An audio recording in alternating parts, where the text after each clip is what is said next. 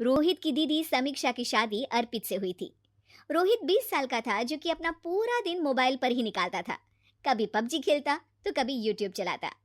एक दिन अर्पित और समीक्षा समीक्षा के मम्मी पापा से मिलने आते हैं और देखते हैं कि रोहित मोबाइल से हटने को तैयार ही नहीं है। अरे रोहित, तुम्हारी तो आईआईटी की परीक्षा है ना? तुम तैयारी नहीं कर रहे हो परीक्षा की? वो सब तो मोबाइल पर ही हो जाएगा। ये देखिए, ये है गूगल। इससे जो भी पूछो वो सब बता देता है। तो आखिर कागज क्यों बर्बाद करूं? अरे पर तुम इन प्रश्नों की तैयारी बिना लिखोगे कैसे? उसमें क्या है, ये देखिए नोटपैड, बिल्कुल कॉपी जैसा है, इसी पर कर लूंगा। हम जब तुम्हारी उम्र के थे तब हम दोस्त मिलकर प्रश्न हल किया करते थे।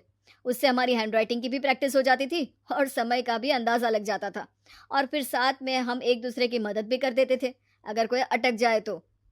आपका जमाना अलग था जीजा जी। अभी जमाना फास्ट और स्मार्ट हो गया है। जमाना क्या, अब तो फोन भी स्मार्ट हो गया है।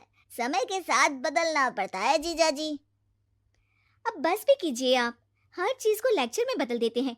रोहित अच्छा कर लेता है परीक्षा में। इतने में अर्पित के सास ससुर जी आ जाते हैं हॉल में। और अर्पित इस बारे में बात नहीं करता। हालांकि अर्पित को लगता तो है कि पूरी तरह मोबाइल पर लगे रहना सही नहीं है, पर वो इस बात को और नहीं छेड़ता। ऐसे ही 2 दिन निकल जाते हैं। समीक्षा, मुझे काम से फोन आया था, मुझे वापस काम पर लौटना पड़ेगा। पर हमें आए हुए तो 2 ही दिन हुए हैं। अभी चले गए तो माँ और पापा को अच्छा नहीं लगेगा ना। अच्छा ठीक है, तुम रुक जाओ, मैं काम खत्म करके फिर लौट आऊंगा। एक काम कीजिए ना, परसों रोहित भी परीक्षा के लिए निकलेगा। आप उसी के साथ निकल जाना। दोनों वैसे भी बात नहीं करते। साथ में जाएंगे तो हो सकता है आप लोग आपस में बातचीत भी करने लग जाओ। आह, ठीक है, मैं काम को 2 दिन टाल सकता हूँ। उसी रात जब सब खाना खाने बैठे थे तो अर्पित अपने जाने की खबर बाकी लोगों को बताता है। मुझे काम के लिए वापस जाना होगा। अरे बेटा, पर अभी तो तुम आए हो, इतनी जल्दी चले जाओगे? नहीं माँ जी, समीक्षा यहीं रहेगी और मैं जल्दी काम खत्म करके वापस आ जाऊंगा। ठीक है, काम भी जरूरी है। वैसे कब निकलोगे बेटा? 2 दिन में। मैंने सुना है कि उस दिन रोहित को भी परीक्षा के लिए जाना है, तो कल मैं दोनों की टिकट करा लेता हूँ बुक। मेरी टिकट रहने दीजिए जीजा जी, मैं तो फोन से ही करवा लूंगा। हाँ, पर कोई दिक्कत हो गई तो? अरे कोई दिक्कत नहीं होती जीजा जी, फोन सब कर सकता है। हमारे फोन के रिचार्ज से लेकर टीवी का रिचार्ज सब रोहित यही फोन से बैठे बैठे कर देता है। अब ये नई चीज तो हमारे समझ के परे है, पर अच्छा है कि रोहित जानता है। हमारी मेहनत इतनी कम हो गई भाई। हाँ, पर अगर टिकट नहीं मिली तो? अर्पित की बात पूरी होने से पहले ही बिजली चली जाती है। अरे ये क्या हो गया? आपने बिजली का बिल भर तो दिया था ना? अरे नहीं, मैं तो भूल गया था। अरे टेंशन मत लो माँ। देखा जीजा जी, आप बिजली का बिल भी भर सकते हो, समय बदल गया है।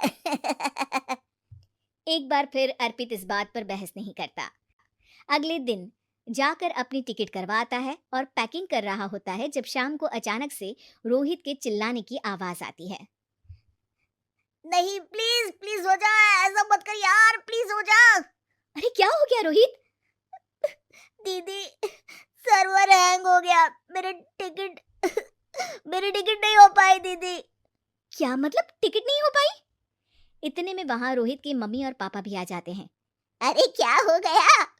माँ, मेरा टिकट नहीं हो पाया, सर्वर डाउन हो गया। अरे पर तूने तो बोला था कि हो जाएगा। हो जाता है, पर अब क्या करूं, ये क्या हो गया? अब कल की तो कोई बस भी नहीं है, ना ही अब टिकट मिलेगी ट्रेन की कल के लिए। मुझे तो कोई रास्ता नहीं दिख रहा। अब फिर लगता है मेरा ये साल बर्बाद हो जाएगा। घर पर एकदम से दुख का माहौल छा जाता है और सब रोहित को डांटते हैं, पर इतने में अर्पित वहां आ जाता है। आप सब रोहित को क्यों डांट रहे हैं?